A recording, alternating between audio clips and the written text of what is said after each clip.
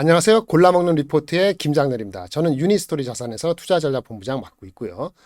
오늘도 힘차게 달리시기 바랍니다. 주식장이 전체적으로 많이 올라간 상태에서 미국도 그렇고 몇 개 그 성장주 중심으로 고점 논란, 고평가 논란이 있다 보니까 조정 장세가 올 수 있는데요. 그럼에도 불구하고 한국 주식이 그래도 상대적으로 나쁘지 않았던 것은 대장주인 삼성전자의 힘이 있지 않나 싶습니다. 오늘 발표 드리는 이 시점에도 물론 삼성전자 주가가 또 내려갈 수도 있겠습니다만은 그래도 상대적으로 강세이고 외국인이 사는 이유에 대해서 여러 가지 이유가 있겠습니다만은 다음 주에 2, 4분기 잠정 실적을 앞두고 거기에 대한 얘기를 좀 해드릴까 합니다.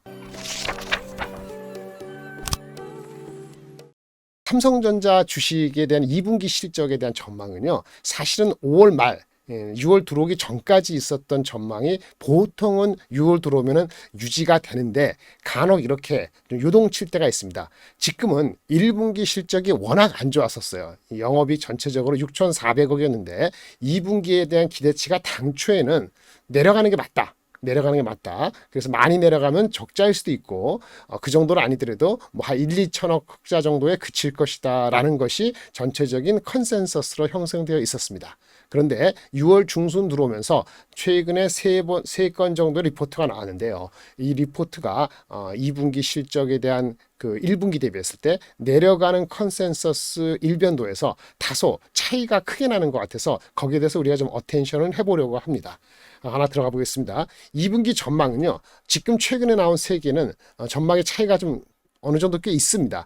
베이스가 기본 데이터가 과거에는 한 분기에 3조, 4조, 5조, 10조 나던 영업이익에서의 뭐 몇천억은 별게 아니죠. 퍼센트 와이즈 별 크게 안 되는데 이미 기대치가 뭐 200억, 1000억, 2000억 이렇게 나온 상태에서는 조금만 수치에 대한 전망이 달라져도 뭐 1조가 날 수도 있고 플러스 1조, 마이너스 5천억이 날 수도 있는 상당히 괴리가 나타날 수 있는 거기 때문에 변동성이 있는 것입니다. 여실히 그러한 것이 이번에 실적 전망에서 현재까지 나온 세 군데의 전망이 그런 차이를 보이고 있는데요. 기본적인 차이는 이렇습니다. 1분기보다 2분기가 내려간다. 더 안 좋다는 얘기는 보통 2분기가요. 반도체를 제외하고 나머지 휴대폰, 스마트폰, 뭐 기타 등등에서 더 하강하는 국면이 있기 때문에 반도체가 확실히 좋아지지 않으면 보통은 2분기 숫자가 좀 내려갈 수밖에 없다는 지금 원래 컨센서스가 맞습니다. 그럼에도 불구하고 좀 다른 의견이 있으니 한번 들어볼까요? 6월 15일 날 현대차 증권에서 나온 리포트는 이전에 애널리스트들이 갖고 있는 포캐스트랑 크게 다르지 않아 보입니다. 1분기 때 6,400억인데 2분기 때도 반도체가 1분기 대비했을 때 적자폭이 별로 안 줄기 때문에 따라서 반도체 외의 분야에서의 1분기 대비 내려가는 거로 인해서 결국은 내려가는 거죠. 그래서 2분기는 영업이익이 거의 의미가 없는 보합 수준, 그러니까 흑자의 규모가 너무 제한적인 239억으로 예측을 했습니다. 239억에 포함되어 있는 가장 큰 덩어리는 반도체가 마이너스 4조, 그러니까 4조 적자라는 얘기를 갖고 있는 거지요. 그런데 여기는 가장 큰 그 D램 반도체 중에서 D램의 빗 그로스, 이제 출하량의 증가율이 한 10% 정도에 불과했고 D램의 가격 변동은 마이너스 14%를 예상을 한 겁니다. 한편 스마트폰은 2.9조, 2조 9천억으로서 전분기도 내려가긴 하지만 아주 크게 내려가는 건 아니고요. 이렇게 컨비네이션 돼 있어요. 근데 한 5일이 지난 다음에 BNK에서 나온 6월 20일자 리포트에 하면은 뭐 내려가는 건 내려가는 건데 1분기가 2분기가 더 내려가면 맞는데 무려 8,200억 적자를 예상했습니다. 이거는 전분기 6,400억 흑자 대비했을 때 1조 4천억 이상의 그 차이가 나는 건데 마이너스 나는 건데 여기는 좀 더 과감한 포캐스트였는데 반도체는 전분기 대비했을 때 적자가 전혀 줄지 않는다. 거의 마이너스 4조 5천억을 가지고 있고 여기서 벌써 5천억의 차이가 있죠. 그 현대차 증권 리포트보다. 근데 좀 희한한 것은 빗그로스, D램의 빗그로스는 17%로 늘어난다고 예측을 했어요. 그래서 보니까 무엇이 마이너스를 했는가 했더니 D램에서의 회복 가능성을 부인한 것보다는 D램이 아닌 비메모리 분야의 적자의 지속을 예상했어요. 비메모리 분야가 보통 전분기에 한 3천억 정도 적자가 났었거든요. 그런데 2, 4분기에도 보통 컨센서스는 2, 4분기의 비메모리는 좀 나아져서 BEP 정도를 예상한 게 컨센서스였는데 이 친구는 2분기에 1분기 대비했을 때 비메모리 분야가 전혀 개선이 안 돼서 3천억 정도 적자가 지속된다는 거죠. 이 컨센서스의 차이가 3천억 마이너스가 되는 거예요. 그래서 D램뿐만 아니고 비메모리 분야에서의 적자 폭이 유지된다는 것이 기본적인 패턴인데다가 스마트폰 같은 경우도 상대적으로 많이 부진했다라는 예측을 해서 컨센서스 대비해서 한 3, 4천억 적은 2조 4천억 흑자로 생각을 하고 있는 것 같아요. 그러면 전체적으로 이 비메모리 분야하고 스마트폰 분야에서의 컨센서스 대비했을 때 오차가 한 8천억, 차이가 한 8천억 이상 되고 만약에 D램이나 다른 쪽의 코스트의 그 가정에서 오차를 만약에 크게 봤다 그러면은 뭐 기천억 이상의 적자가 불가능한 수준 아닙니다. 그런데 사실은 6월 20일 날 이러한 그 마이너스 8,200억 숫자가 나왔음에도 불구하고 시장에서 영향은 미미했다고 보여집니다. 주가적인 영향은. 근데 3일 주에 나온 KB증권의 리포트는 완전히 바뀝니다. 완전히 차이가 큰 거죠. 마이너스 8,200억, 그러니까 8,200억 적자가 아니고 9천억 정도의 흑자를 예상했어요. 컨센서스가 1, 2천억인데 대비했을 때 8천억이고 BNK하고는 무려 1조 8천억의 차이가 1조 9천억의 차이가 나는 1조 7천억의 차이가 나는 거 아닙니까? 이 차이는 일단 D램에서는 투자량이 더 많았고 20%로 그리고 나머지 거는 구체적으로 얘기를 안 했습니다만 아마 컨센서스가 갖고 있는 비메모리의 BEP 또는 스마트폰의 2조 7천억 이거를 유지하고 D램이라든지 낸드의 가격 어썸션을 좀 긍정적으로 본 것 같은 생각이 듭니다.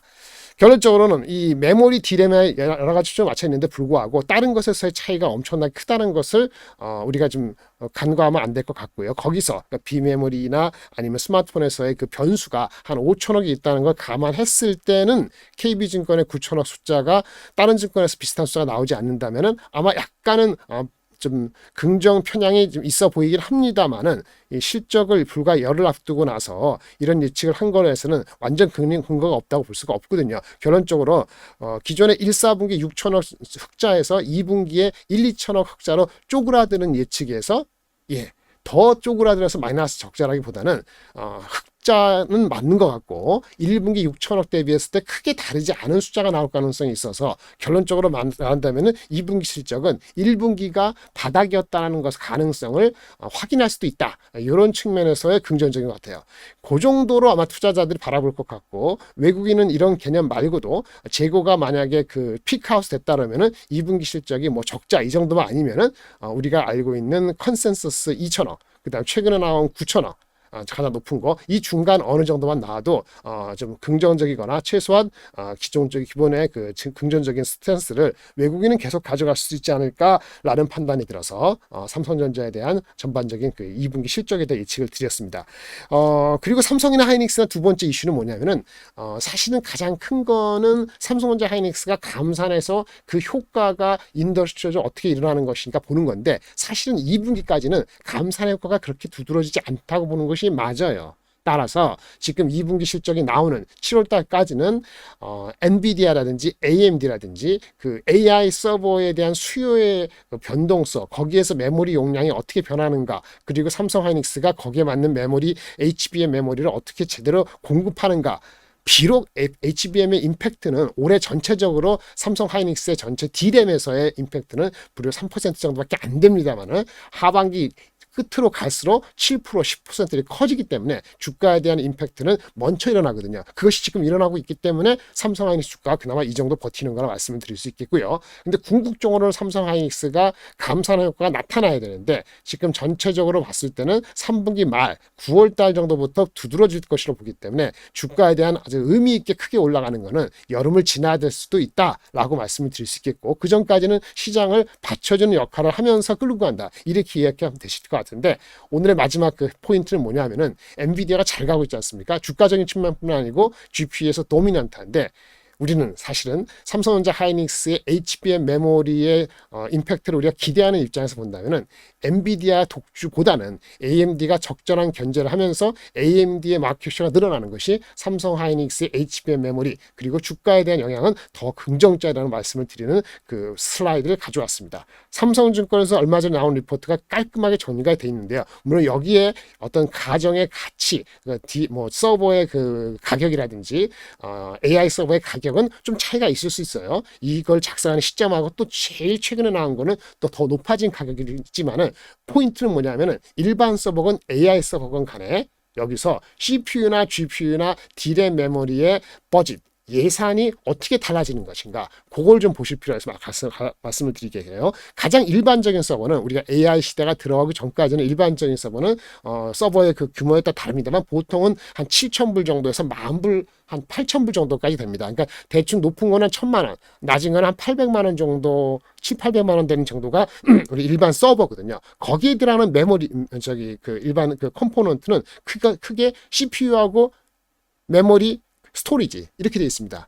여기 메모리라면 D램을 얘기하고 스토리지라면 SSD 이것도 사실 낸드인데 한번 보시죠. 보통 6,700불짜리의 일반 서버를 기준으로 했을 때 아마 1분기 아마 데이터 같은데 CPU가 비중이 가장 높지요. 네, 2,600불러서 30몇% 되지 않습니까? 하지만 D램과 스토리지는 낸드를 합한 한 2,000불 되는 거, 이 개념도 적지 않은 거예요. 6,700불에서 메모리가 한 2,100불 정도 되는 거아니에요.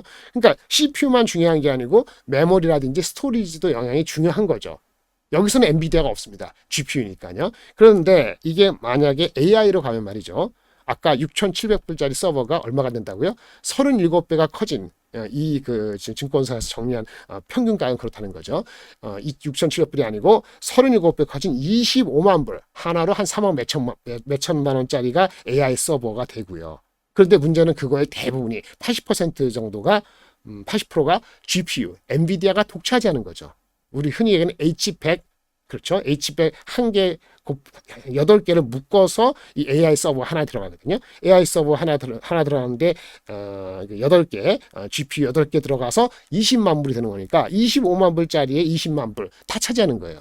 CPU는 2만 불, 그 다음에 우리가 얘기하는 HBM은 6천 불, 일반 D램도 많이 사용합니다. 우리가 HBM만 사용하는 게 아니고요. HBM의 한 개의 개수는 D램의 한 개의 개수보다 가격이 6배 크지만 일반적인 D램이 개수가 많기 때문에 일반 D램이 16,000불, HBM이 6,000불, 이렇게 해서 22,000불 되거든요. 그리고 낸드라고 해서 SSD가 또 9,000불 이렇게 해서 보시면 합해봤자 그런데 전체적으로 3만 불 정도밖에 2만 한 얼마죠? 한 2만 8천 불, 3만 불 안 되기 때문에 전체 서버에서 차지하는 비중이 아까 32%가 아니고 10% 초반밖에 안 되는 거예요. 이것은 왜 그러냐? 엔비디아의 GPU가 워낙 독점적이기 때문에 가격을 많이 받고 전체 AI 서버에 차지하는 버짓의 알로케이션에서 일반 CPU, 인텔이라든지 아니면 그 메모리 업체들한테 할당할 것은 제한적인 게 되는 거죠.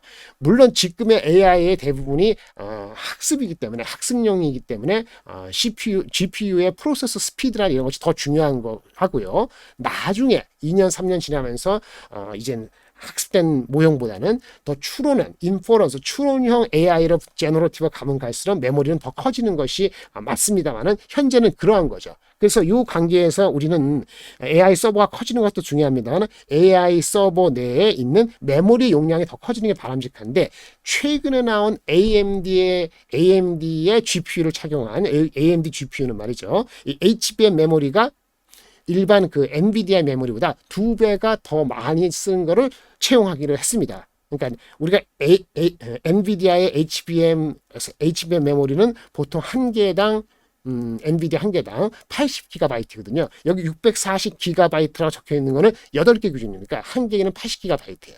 그런데 AMD에 나온 최근에 나온 AMD의 그 GPU 거기에 메모리는 192GB예요. 그래서 AMD의 서버가 더 많이 팔릴수록 메모리의 용량은 더 큰 것이 사용되는 거기 때문에 저희가 말씀드리는 포인트는 우리는 같은 값이면 엔비디아의 독주보다는 AMD가 더 잘 나가서 마켓 시어를 조금이나마 넓히는 것이 저희한테는 유리하다. 이렇게 말씀을 드릴 수 있겠습니다. 오늘은 삼성전자 2분기 실적하고 AMD, 엔비디아 관계를 말씀드렸습니다. 감사합니다.